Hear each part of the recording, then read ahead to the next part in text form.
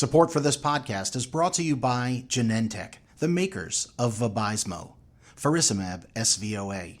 Have you heard the latest news from Vabysmo? There's even more to see with 4 years of long-term data.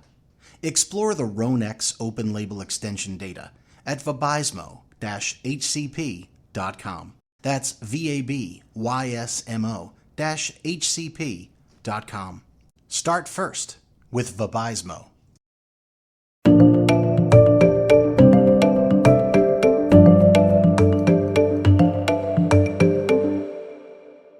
Welcome to the new Retina Radio Journal Club with VBS. My name is Niki Kothari from Texas Retina Associates in Dallas. I'm joined today by Dr. Jesse Sengillo at Bascom Palmer in Miami. Good evening. Thanks for having me on tonight. And I'm also joined by Dr. Nicholas Farber from Southern Vitreoretinal Associates in Tallahassee.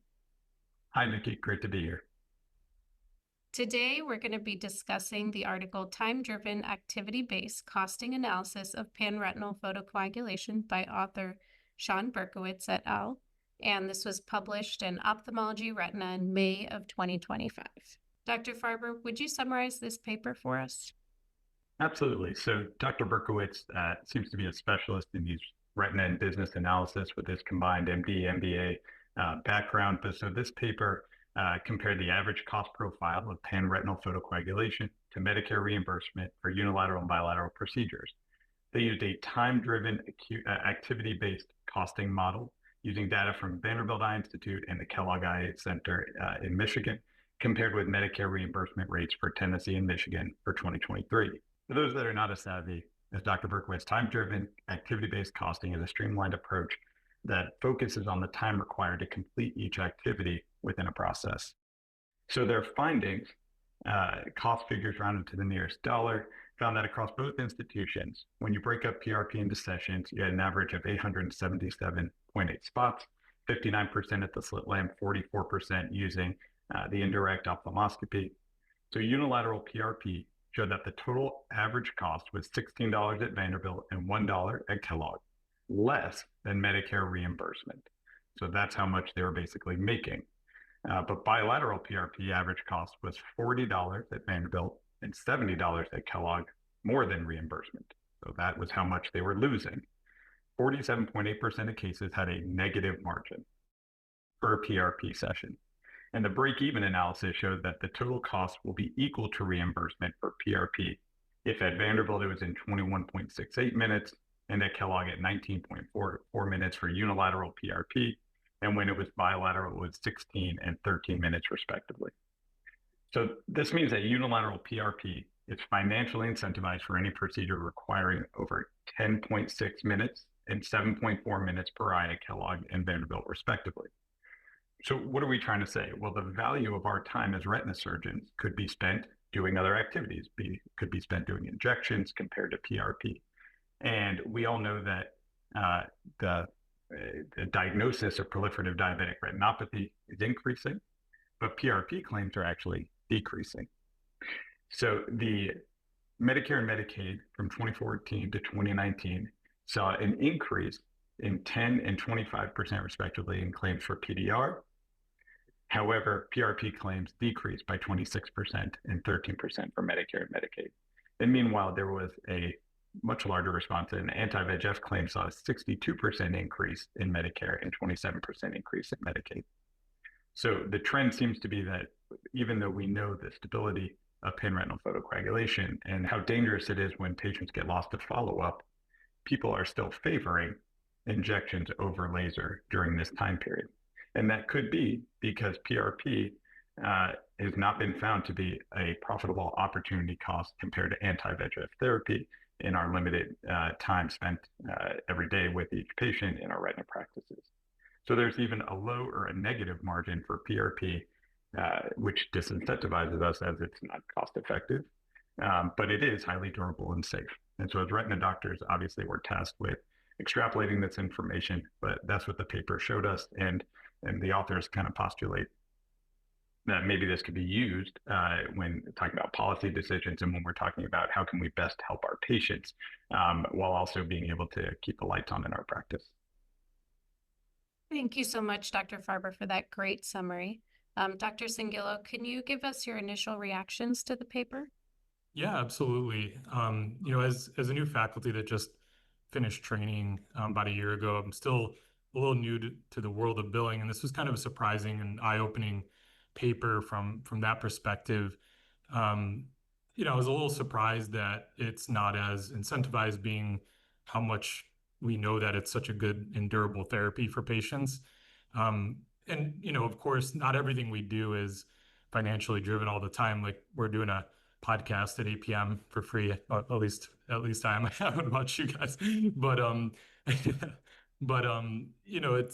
it's interesting to think about things from this perspective, from the business end, because maybe this paper does more than just show us the cost of PRP. Maybe this is an opportunity for us as a field or on a national level to advocate for incentivizing something that we think is really good for our patients that right now maybe or is underutilized, it seems. So that was kind of my initial reaction.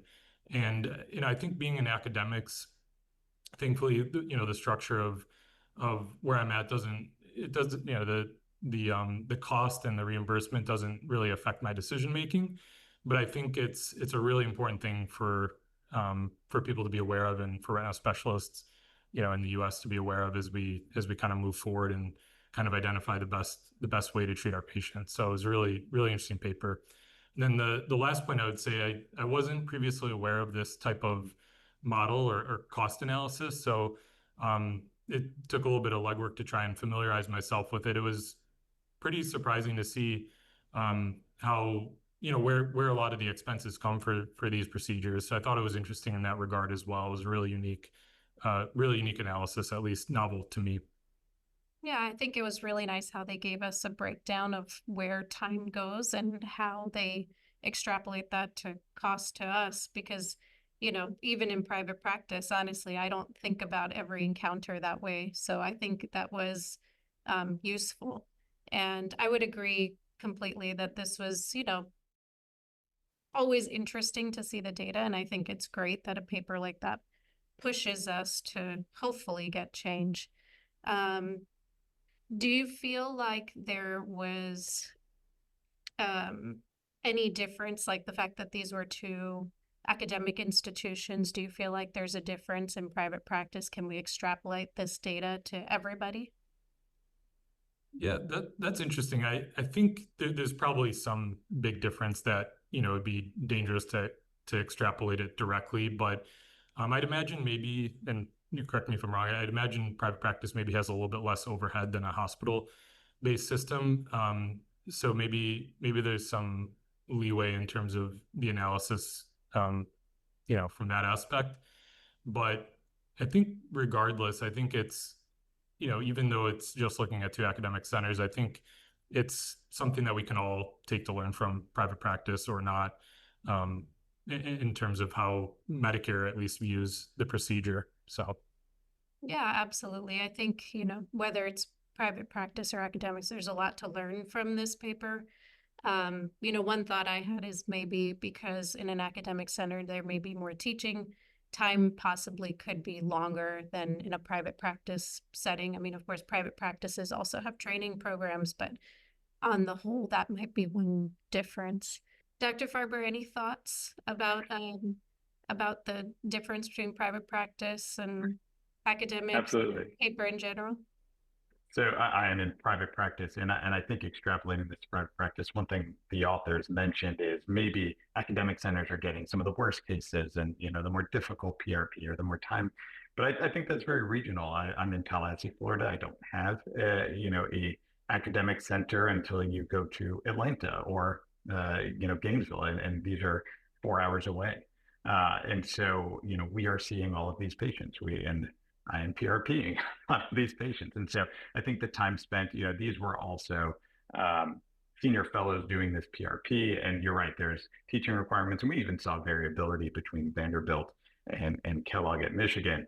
But I think what's important is recognizing that our time and our ability to spend time with our patients is important. And even though, we may not be thinking on a patient, in a moment by moment level of how valuable is this treatment I'm giving at that moment to keep the lights on, at the end of the day, somebody does. The chairman needs to have a department, or, we need to keep our practice going. And, while some overhead is more expensive in the department, there's also, economies of scale that are cheaper, when you talk about drugs and machines and things that are going to be easier and in a big academic setting. So I do think that this can be scalable to both private practice and academics, but obviously, it's with some thought. Well, thank you so much. We're going to take a short break and we'll be back in a little bit for a more in-depth discussion.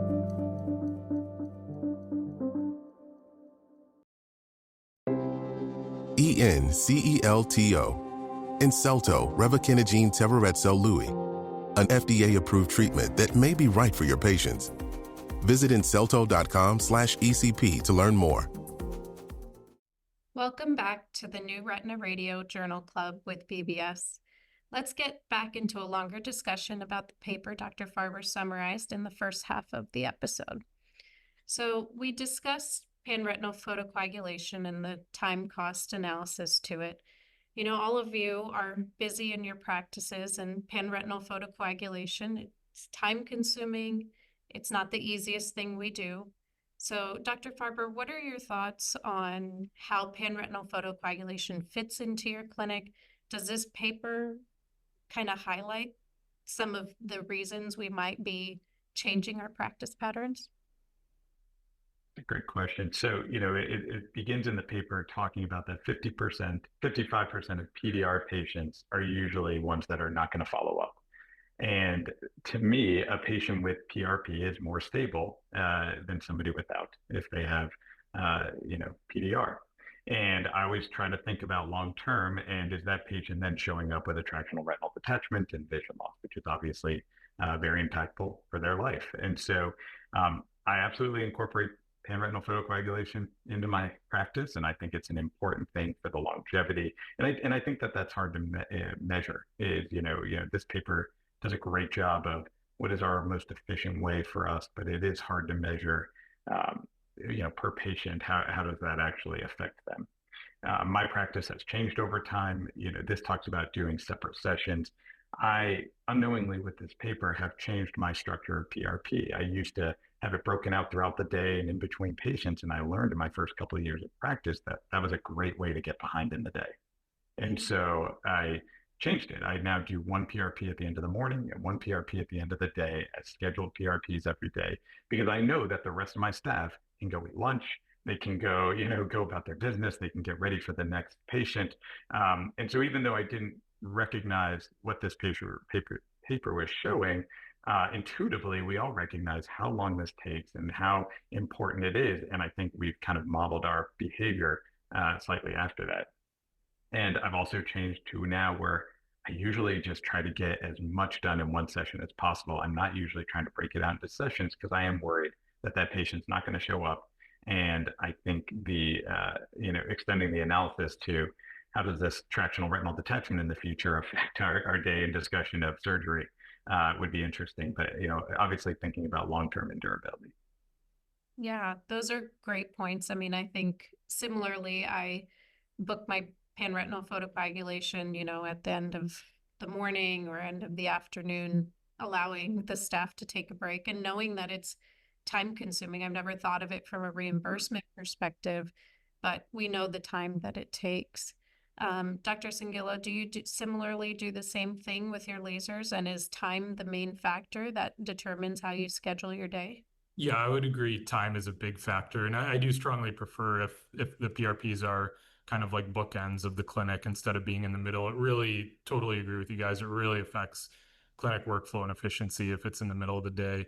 And I'll even go as far to if I have a patient who is poorly tolerant or having trouble cooperating with the procedure, I'll even, on rare instances, bring them back on a day where it's like an administrative day where I know I'm, on site, but just really need extra time to make sure I get a good session of PRP in, to kind of, compensate for that time loss. It's definitely important. Do either of you feel like, knowing now from this paper, the reimbursement being so unfavorable for PRP, do you think that changes what you would do? Dr. Farber? I don't think it's going to change how I treat my patients.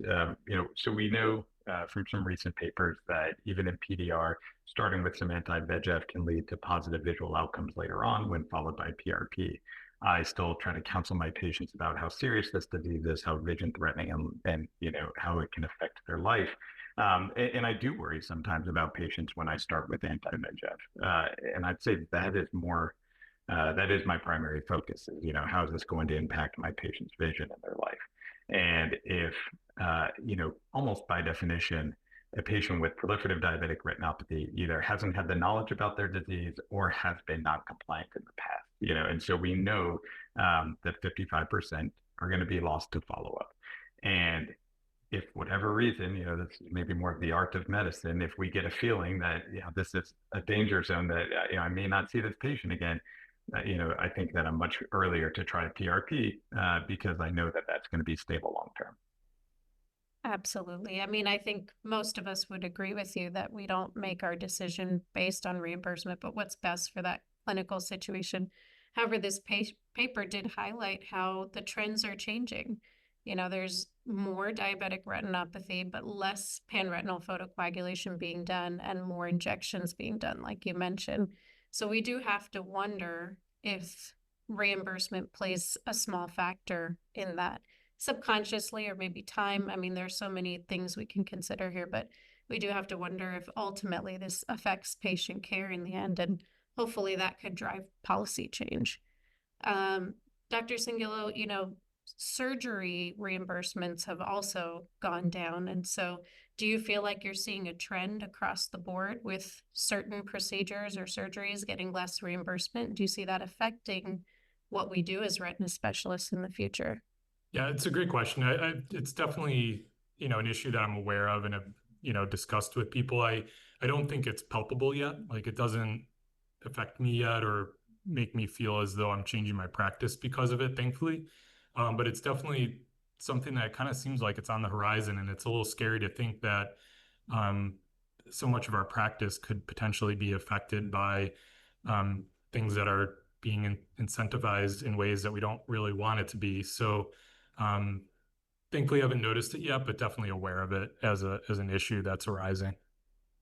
Yeah, I mean, I think, hopefully the outcome of this paper is to get change. Dr. Farber, could you comment on how advocacy plays a role here and how papers like this are helpful to make change? Absolutely. So, we're all stewards of our own profession. Advocacy is a large part of what we should all be doing and learning how to do.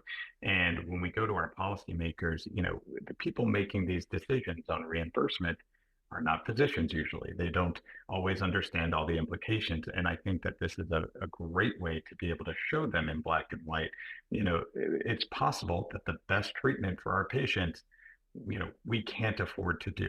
And that's a problem, that we don't want a quick fix, we want a durable solution. And I think that oftentimes, sometimes in medicine, we're incentivized by CMS for a quick fix over, maybe a long-term solution. It's hard to look long-term. It's hard to look at chronic disease over the quicker fix.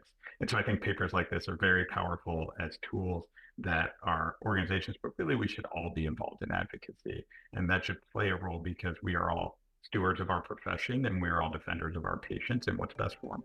Thank you both for joining us, and thanks to the audience for listening to the New Retina Radio Journal Club with VBS, and stay tuned for further episodes.